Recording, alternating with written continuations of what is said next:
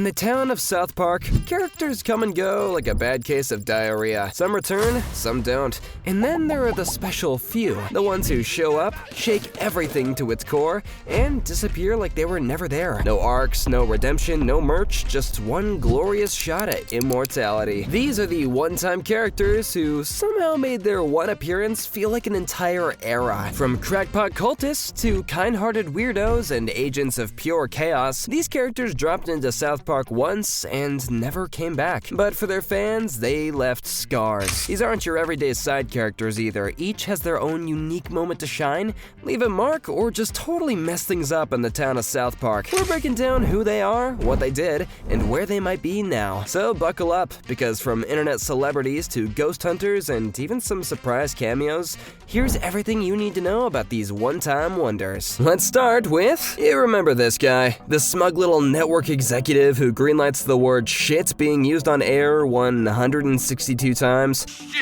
Shit! Yeah. His name? I don't know. His name was never specified. At least not a real name. President of HBC. That's literally what he's called. He represents that upper-level executive type who pretends to be all edgy, but is really just riding the wave of public hysteria to cash in. He's all for letting shit air. You see, I've already figured out our new marketing scheme technique for the next run of shows. On HBC, we're going to say shit twice. Brilliant. But when people start dying from the shit storm it causes, he's the first to say it's not a big deal.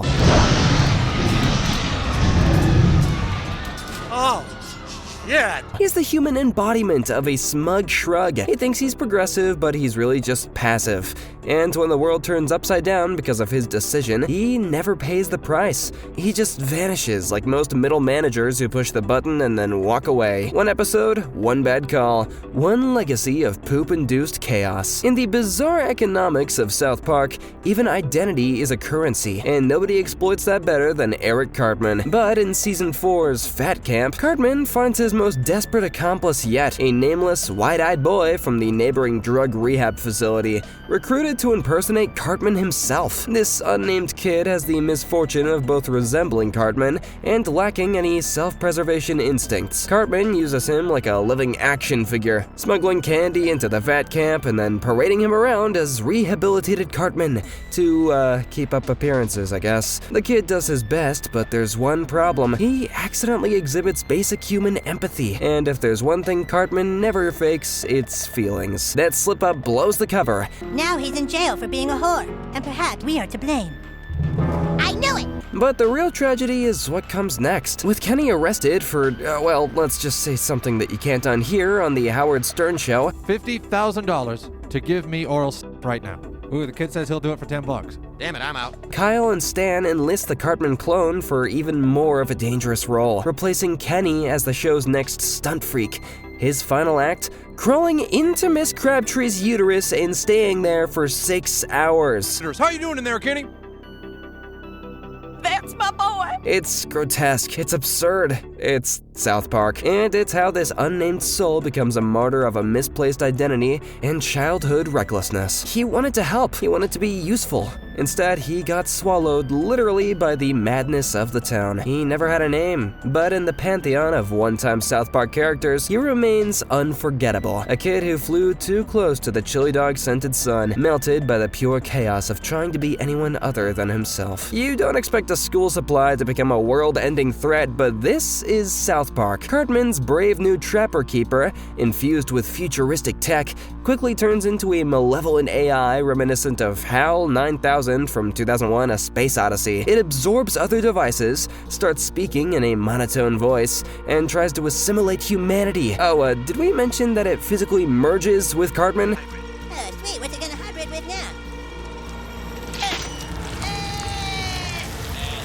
This thing goes full sci-fi horror, complete with robot tentacles and apocalyptic visions. It's eerie, absurd, and somehow perfectly normal by South Park standards. And just when it feels like the Skynet is about to be born in a Colorado elementary school, Kyle saves the day by ripping its circuits out. Got him!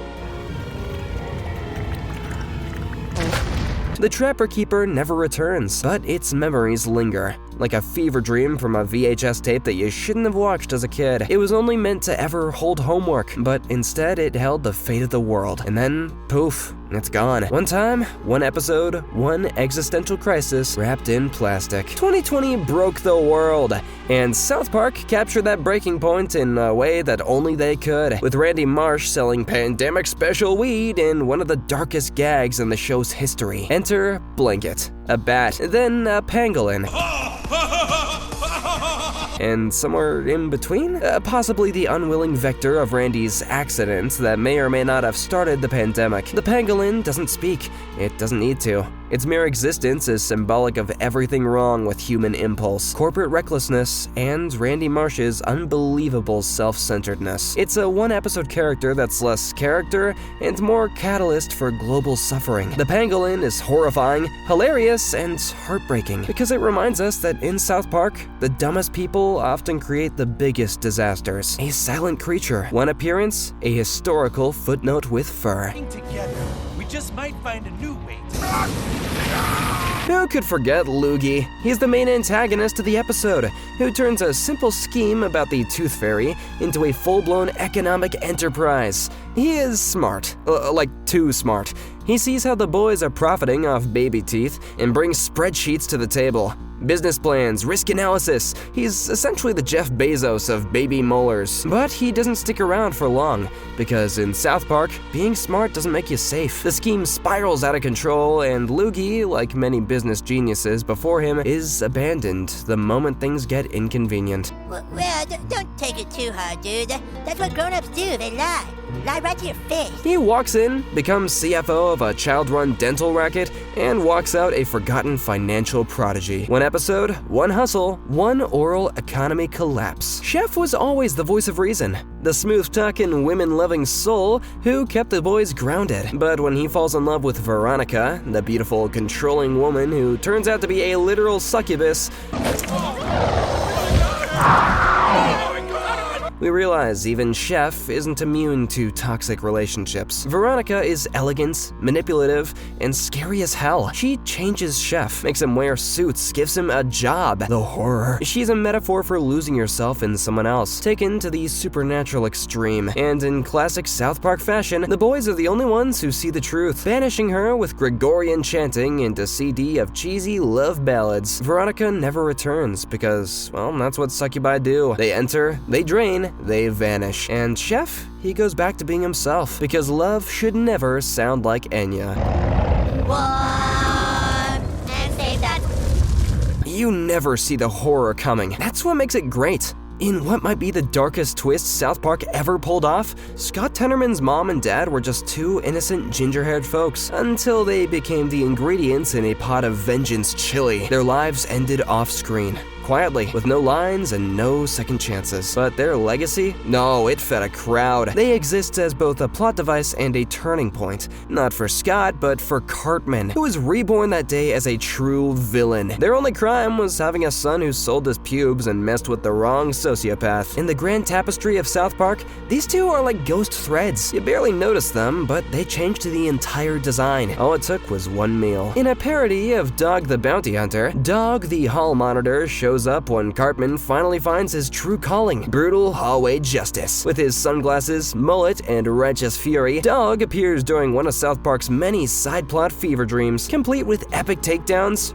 You know what this is? This is the mace that they use on bears, faggot! Now let me see your hop ass right here! Alright, cool, brah. Reality TV slow-mo, and enough fake gravitas to swing a school bus. He's a caricature, but a hilarious one. Think you can get away with not having a hop ass? Think again. How was that, Butters? That was pretty good. Can we get going now, please? Barking rules about tardiness like they were federal crimes. And like many one-time characters, he vanishes as quickly as he came. Still, every time Cartman straps on that badge, we remember Dog and the ridiculous standard that he set. Rebecca was homeschooled, isolated, and devastatingly intelligent. A girl who didn't just beat the boys at spelling bees, she redefined what childhood looked like in her brief, brilliant appearance. In Hooked on Monkey Phonics, Rebecca is introduced as a soft-spoken genius with old-fashioned values, raised away from public school chaos. Her dynamic with Kyle starts out awkward and sweet until she kisses him with so much intensity that it leaves him dazed and traumatized. Her brother thrives in the jungle thanks to monkey phonics. She, however, tries to assimilate, only to discover that fitting in means enduring bullying, emotional confusion,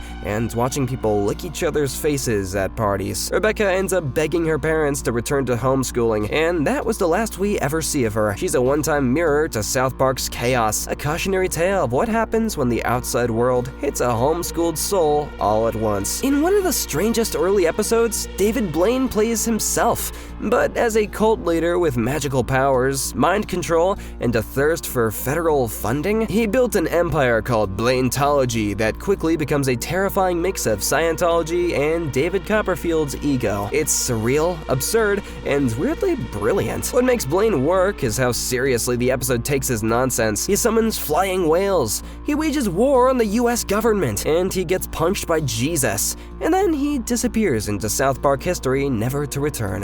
One time was enough. Any more than that, and reality would have imploded. Oh, Trent, if South Park had a Batman villain, it would be you. Sent to juvenile hall for a crime he didn't commit, torching Miss Claridge. Trump yet is a liar, sir. I thought. All right, that's it, Trent. You're going to juvenile hall for a long time. Trent returns years later, scarred, furious, and built like a 10-year-old Terminator. Every scene he's in is dripping with tension. He doesn't scream, he doesn't whine, he just waits. And when the time comes, he unleashes pure preschool vengeance. It's rare that South Park leans this hard into a serious villain arc, but they gave Trent just one shot, and it landed like a brick through a kindergarten window. He doesn't die, he doesn't lose, he just goes back to juvie, probably planning the sequel that we'll never see. He's a skinhead, he's violent, he's angry, and somehow he becomes Eric Cartman's best friend in juvie. Romper Stomper is a character built entirely out of contradictions. He's introduced as the worst of the worst, but by the end of the episode,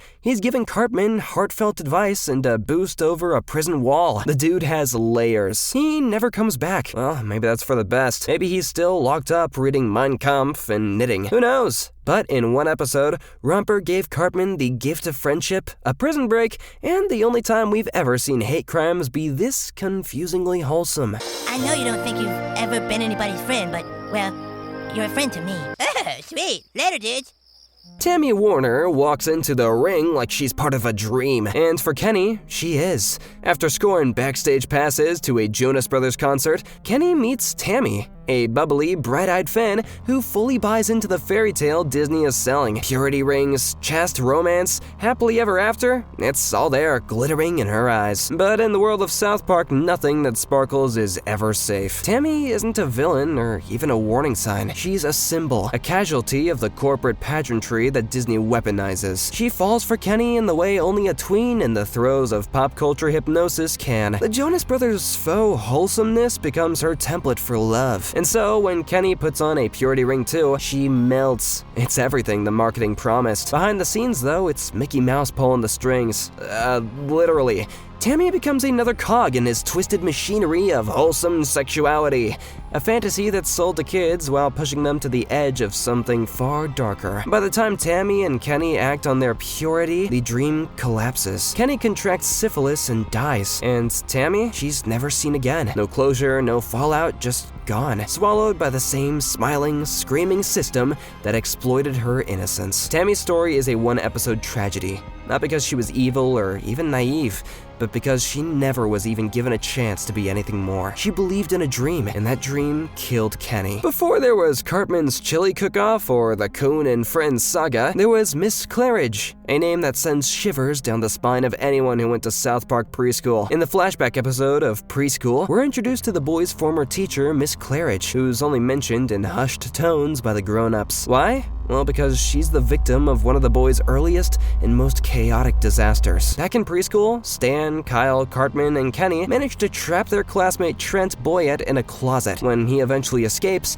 he lashes out violently, accidentally knocking over a heat lamp that burns Miss Claridge alive. But she doesn't die. She lives, horribly disfigured, confined to an iron lung, communicating only through puffs of air like a blinking light. Miss Claridge is shown just once in the episode, rolling down the hallway away in her breathing machine, her face never fully visible, her trauma looming large over the town's sense of guilt and dread. She doesn't speak a word, and yet her presence is one of the most haunting in South Park history. In a show where consequences are often reversed by the next episode, Miss Claridge remains a rare reminder of lasting damage, both literal and moral. A walking monument to a time when the boys were just beginning to dip their toes into the chaos that they would later master. And like any good ghost story, she appears once, makes her impact, and is never seen again. Wing is real. That's what makes this episode so strange. Based on the real-life singer Wing Han Sung, her one-time appearance in South Park is equal parts homage and exploitation, kinda like her music career. In the episode Wing,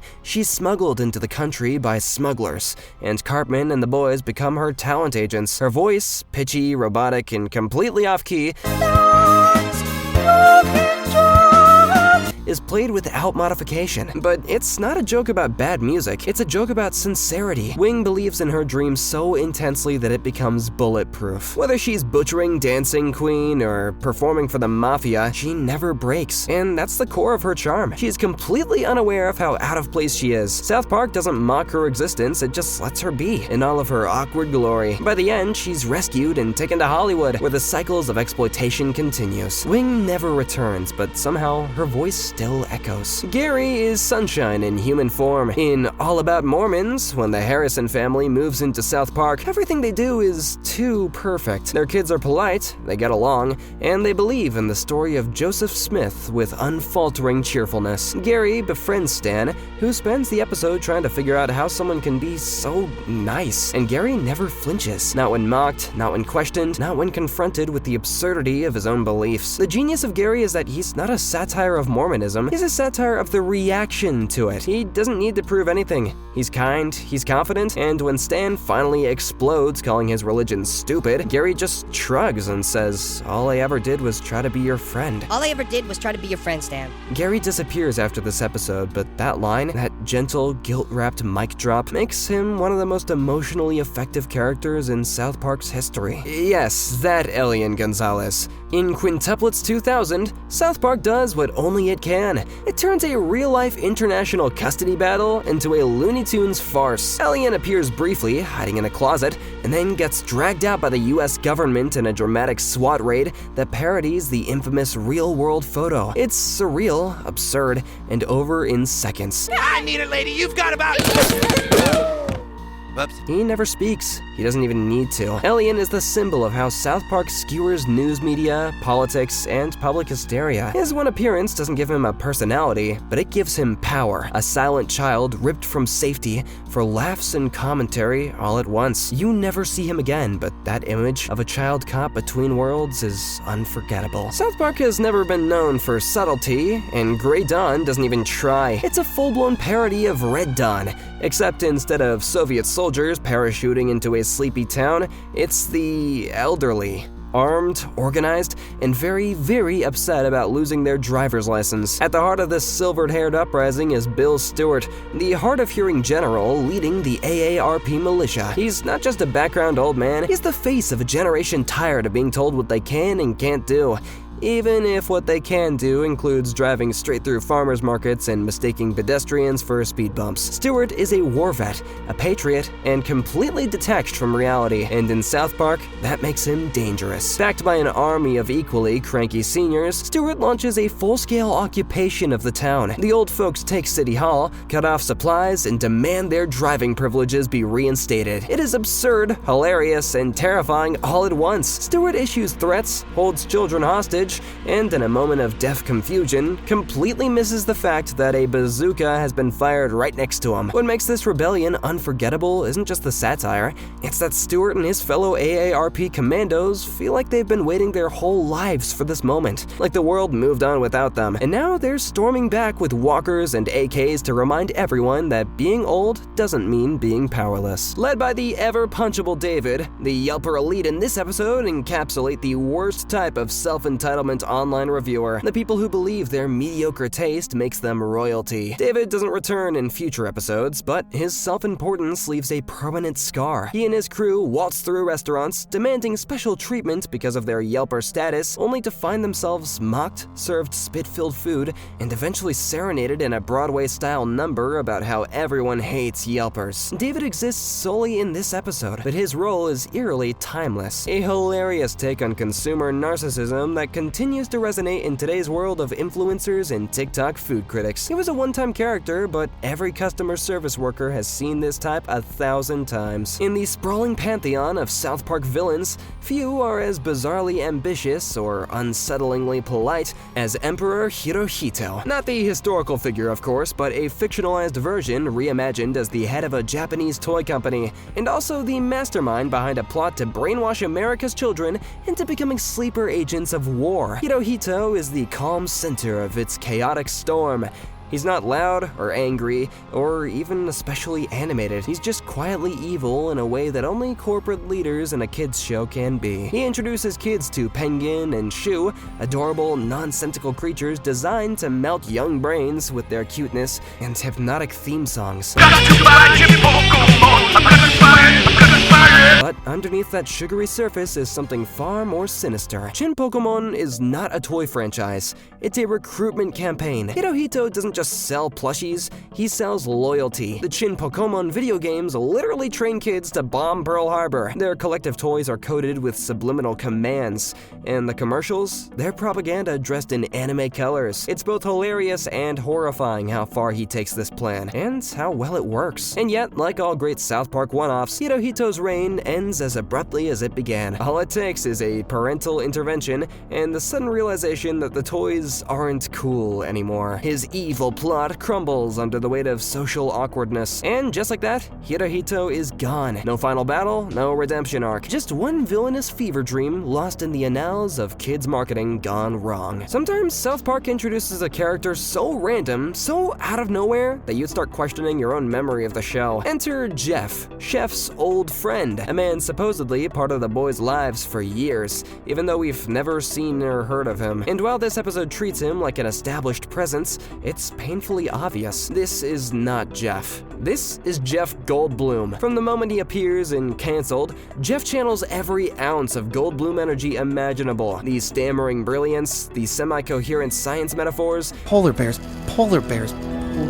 polarity, the existential hand gestures, it's all there. He's basically Ian Malcolm and David Levinson rolled into one, if those characters worked in an intergalactic television. And here's the kicker. The show never calls him Goldblum, not once. He's just Jeff, as if that's enough to keep the fourth wall from crumbling, and it is. Somehow, it works. Jeff's role in the episode is hilariously high stakes. He's the one who helps the boys uncover the shocking truth that Earth is actually a reality TV show being broadcasted to aliens. Like The Truman Show, but with more poop jokes. Jeff is also the only one capable of understanding the complex, chaotic inner workings of the alien bureaucracy, thanks to his deep, jazz-like understanding of, well, chaos theory. Chaos theory. Chaos theory. Chaos theory. It was first thought of in the 60s. Of course, he's a one-time character, but he fills the room with such oddball charisma that you kinda wish he stuck around forever. Okay, maybe not forever, but long enough to awkwardly theorize his way through another interdimensional conspiracy. And that's the magic of South Park. In a show packed with chaos, fart jokes, alien conspiracies, and talking towels, somehow it's the one-time characters that often leave the deepest scars, or the biggest laughs. They come in loud, weird, tragic, unhinged, or sometimes shockingly sincere. And then they're gone, never to be mentioned again. Like they were swallowed by the very town that shaped them. But maybe that's what makes them unforgettable. Because in South Park, even if you only show up once, if you burn bright enough, you live forever in the minds of the fans who noticed you. You're a footnote in the wild, twisted encyclopedia of this little mountain town. And somehow that's kind of beautiful. Whether it's a failed actor turned dolphin, a singing prostitute with a chainsaw, or a dad trying to make a difference by getting high in the woods, each of them mattered. If only for 22 minutes. So, here's to the characters who showed up once, made their mark, and dipped. South Park might have moved on, but we didn't.